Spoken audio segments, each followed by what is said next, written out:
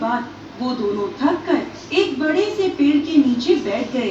उस पेड़ पर गरुड़ पंखनी का घोंसला था जिसमें उसके छोटे छोटे बच्चे थे।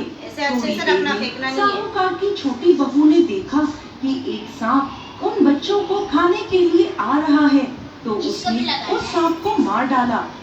थोड़ी देर में जब गरुड़ पंखनी वापस आई तो खून देखकर सोचने लगी कि इसने मेरे बच्चों को मार दिया है, और वो अपनी चोट से साहूकार की छोटी बहू को मारने लगी।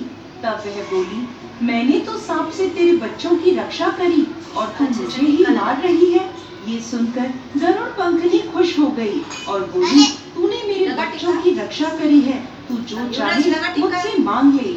ये सुनकर साहूकार की छोटी बहू बोली, तू हमें 7 समुद्र पार स्याऊ माता तक पहुंचा दे।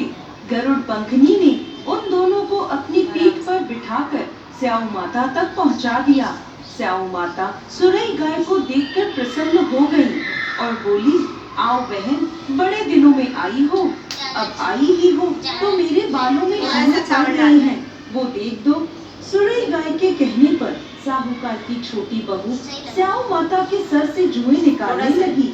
छोटी बहू ने स्याऊ माता की सारी जुएं निकाल दी, जिससे खुश होकर उन्होंने उसे आशीर्वाद दिया कि तेरे 7 बेटे और 7 बहुएं हो। ये सुनकर साहूकार की छोटी बहू बोली, लेकिन माता, मेरे तो एक भी पुत्र नहीं है।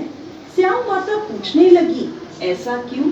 तो साहूकार की छोटी बहू बोली, पहले आप मुझे 7 बेटे और 7 बहुओं का आशीर्वाद दें, उसके बाद मैं आपको बताऊंगी।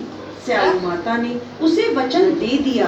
तब साहूकार की छोटी बहू बोली, माता, आपने मेरी कोख बांध रखी है, यदि आप उसे खोल दें तो मेरे 7 पुत्र और 7 बहुएं हो जाएं।